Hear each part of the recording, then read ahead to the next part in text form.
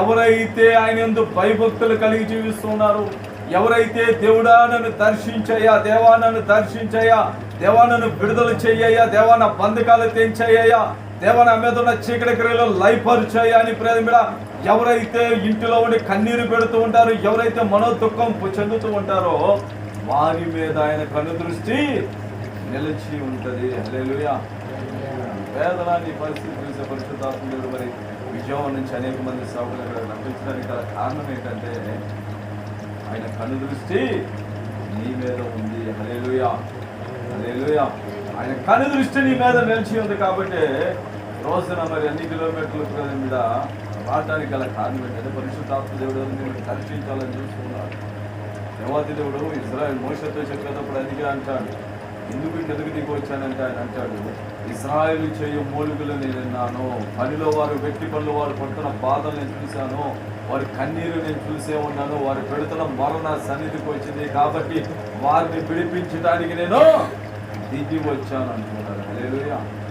రోజున దిగి రాగలిగిన పరిశుద్ధాత్మ దేవుడు రోజున ఆయన దృష్టి నీ మీద నిలిచి ఉండాలంటే నీకున్న చదువు, నీకున్న జ్ఞానమో, నీకున్న ప్రేమ క్వాలిఫికేషనో, నీకున్న ధనమో, నీకున్న ఆస్తులు ఇవన్నీ కాదు. కానీ ఆయన అంటున్నాడు, ఎవరైతే ఆయన ఎందుకు భయభక్తులు కలిగి నిలబడతారో, ఎవరైతే ఆయన ఎందుకు ప్రేమ కృప కొరకు కనిపెడుతూ ఉంటారో వారి మీద మాత్రమే ఆయన కనుదృష్టి నిలిచి ఉండను. హల్లెలూయా.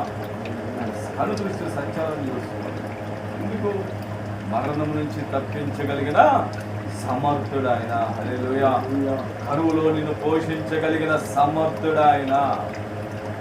అంటున్నాడు, ఏ వీరుడును అధిక బలము చేత తప్పించుకొనడు. ఏ వీరుడు అంటున్నాడు, మనిషి కాదు.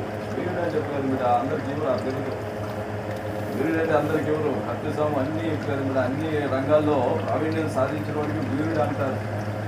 యుద్ధాల్లో పేరు కూడా జయం పొందిన వాడికి వీరుడు అంటాడు. అలాంటి వీరుడు కూడా వారికి ఉన్న అధిక బలము చేత రక్షించబడ్డాడు. హల్లెలూయా. కానీ ఏది రక్షిస్తుందని ఉన్నాడు?